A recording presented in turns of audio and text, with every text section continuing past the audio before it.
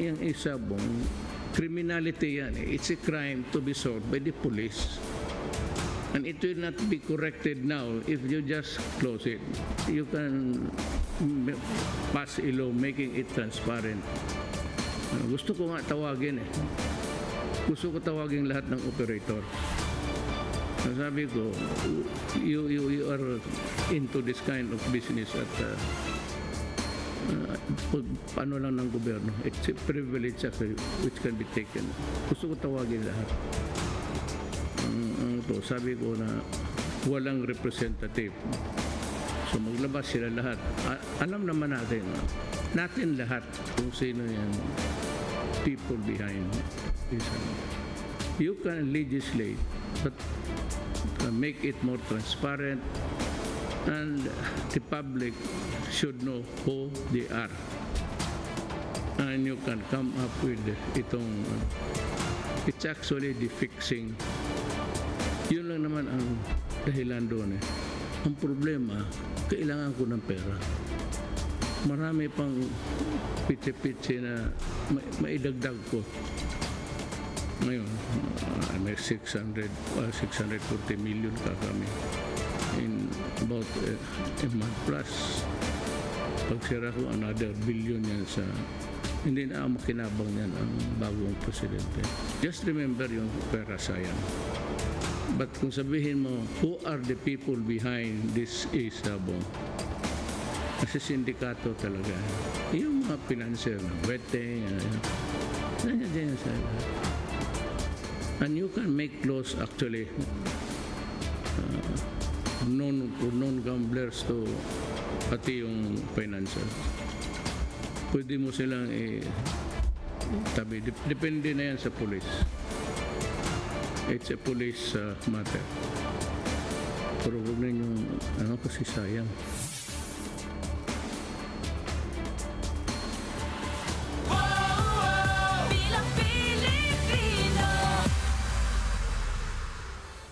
The Newsday continues here on One News Now. I'm Charles Lejano. PDP Laban's Cusi faction is endorsing Ferdinand Marcos Jr. as their presidential candidate for the 2022 elections. To give us more details on this, we now have Mon Gualvez joining us live from Quezon City. Good morning again, Mon. Do we know the precise reason for PDP Laban Cusi faction's endorsement of Bongbong Marcos? Charles, good morning. At the moment, only the resolution circulating on social media has come out, and the party leaders of PDP Laban Cusi faction haven't officially declared this yet in this endorsement event, in which, according to the said resolution, the PDP Laban Cusi faction officially declared former Senator Bongbong Marcos as the presidential aspirant that they will endorse in the upcoming 2022 national elections. Based again on the said resolution, the group believes that BBM has the platform that aligns with the development programs that President Rodrigo Duterte has started and would want continued. Bongbong is also the candidate who has gotten the most endorsements from the various local councils of the party in different parts of the country. They also said BBM's vision of governance is in line with the 11-point agenda of PDP Laban, which includes continuation of the war on drugs, criminality, and communist terrorism.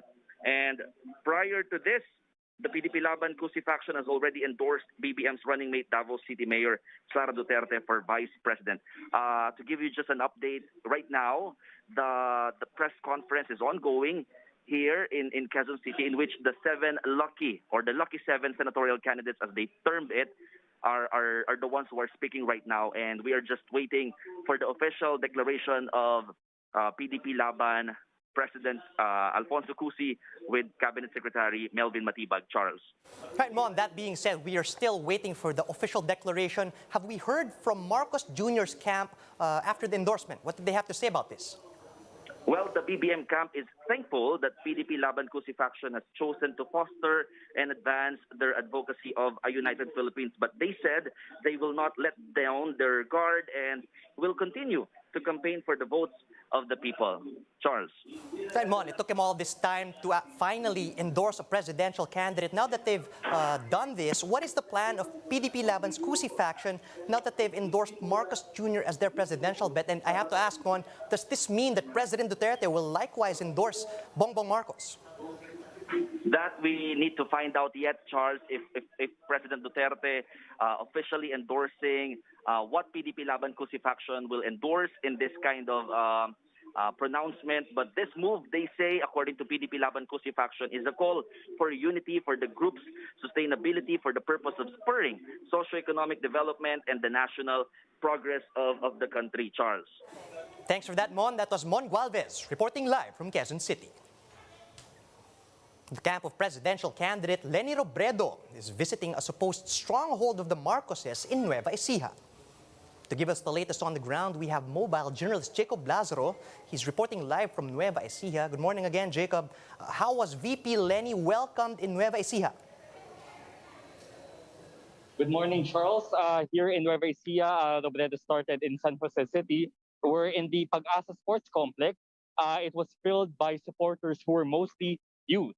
And as usual, Robredo read the placards that these youth supporters brought with them, such as Marites for Leni, Sayangin mo na ako, wag lang si Leni, and Mami Leni, balita ko matapang ka raw, papicture ka nga sa akin.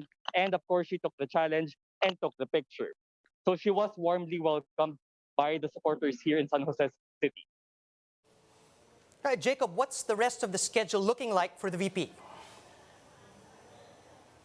After here in San Jose City, she will have a couple of whistle stops in the municipalities of Talavera and San Antonio. And of course, later, she will always, as she has always ended her day, with a grand rally in Cabanatuan City, where there's going to be another performance of River Maya and Ben, and her senatorial bet will also be there. Hi, Jacob, I understand that over in Cagayan de Oro, a different tandem seems to be taking front and center other than the Leni Kiko tandem. Could you tell us more about this? Yes, Charles, in Cagayan de Oro City, Congressman Rufus Rodriguez, Congressman Joey Salceda, and Mayor Beng Climaco officially launched the Rosa Movement. What exactly is the Rosa Movement? It endorses Robredo as president and Davao City Mayor as vice president, calling the two women empowered. Rodriguez noted that both Robredo and Duterte's responses during the COVID-19 were amazing and very sufficient. And the times that the two women took actions during crisis and natural calamity. Salceda assured that before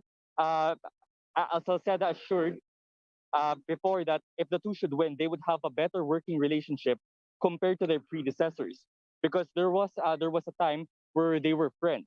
But both Robredo and Duterte have addressed such tandem before, saying they are firm to stick with their running mates Bongbong Marcos and Senator Kiko Pangilinan. Although there are some who support this, the hard supporters of both camps are resisting this, calling it a propaganda. Thank you for those updates, Jacob. Charles? That was mobile journalist Jacob Lazaro reporting live from Nueva Ecija.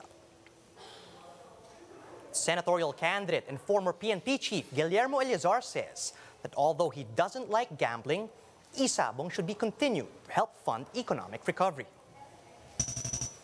On One Uses the Chiefs, Eleazar backed President Duterte's justification of Isabong operations. He says that although they both dislike gambling, regulating Isabong is a bitter pill that they have to swallow, just so the government can generate more revenues. Instead, Eleazar says individuals and even police officers involved in the supposed abductions related to Isabong should face charges. Eh di kasuhan niya mga yan. Well, ang point ko is wala naman dapat exempted sa kaso eh. So, bakit? May STL tayo, may casino tayo. Kung meron dyan, nagkakasino, nakidnap, kung sino ang responsible dyan, policeman siya o kung sino man, eh pag may ebidensya, kasuhan natin yan. And speaking of the Isabong abductions, Senate hearings into missing online cockfight enthusiasts have resumed, with Atong Ang still being pointed out as the mastermind behind their disappearance. Mobile journalist Pamela Vazquez gives us a front seat to the story.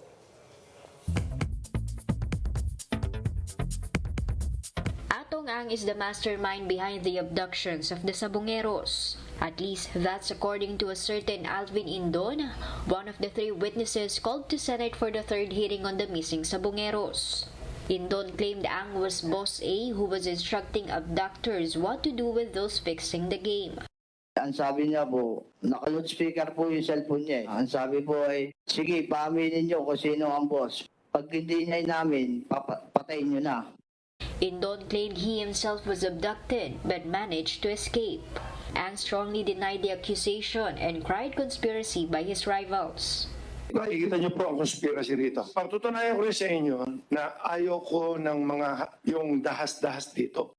Instead, he implicated Bong Pineda again, his main competitor. Si Bong Pineda, siguro maybe. Dahil sa power niya, sa pera niya, hawak niya presidente, hawak niya ang pulis. Pineda owns Belvedere Corporation, while Ang operates Lucky 8-Star Quest. They are among the only two who have licenses to operate Isabo. Ang also implicated Laguna Police Chief Rogart Campo. Ang claimed that Campo was the one who suggested abducting people instead. Ang tagal nag-uusap, tapos eto si Colonel Rogart, sabi niya, boss, gusto mo dukutin na lang namin eh. Campo told Committee Chair Senator Bato de la Rosa he doesn't remember saying that. He is now detained at Laguna Police. Witnesses also implicated two other policemen, Patrolman Roy Navarrete and Staff Sergeant Daryl Paghangaan, both of whom denied the accusations. But the witnesses were four female relatives of one of the missing cockfighters, and senators found their testimony credible. During the hearing, the BIR also confirmed that Isabong operators have not been paying the 20% withholding tax. Ang admitted in the last hearing his company earns 3 billion pesos in gross sales per month. Mobile journalist Pamela Vasquez, We Are One News. President Duterte has ordered an increase in the monthly ayuda for the country's poorest of the poor. From the current 200 peso dole-out, Duterte wants this bumped up to 500 pesos a month. But the president did not say where these funds should come from. In fact, he said he'll leave it to the next administration to find out where to get the money to increase the monthly cash aid. So masyadong mababa yan. Cannot sustain a family of 3, even 4, 5. Yung sa baba, pinakamaraming anak. They are the productive Filipinos for tomorrow. Pag hindi ngayon. So sabi ko kay Sane, it will be a uphill battle for the next generation kung gawain natin ang 500. Sabi ko sa kanya, bahala ng presidente niyan saan siya magnakaw. Basta ibigay natin yung 500.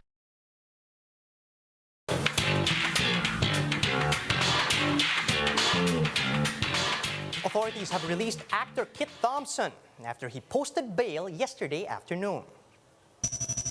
Thompson's bail amounted to 72,000 pesos, and he was accompanied by his mother and 2 lawyers. Recall that the actor was arrested last week after allegedly beating his girlfriend Ana Halandon. And those are the top stories at this hour. Join us again later at 2 p.m. as we continue to monitor the day's biggest stories. You can also catch One News on Signal Play. Just register for a free account at www.signalplay.com so you can stream One News live anytime and anywhere. I'm Charles Lejano. Mask on, wash hands, and stay safe, Philippines. We are One News.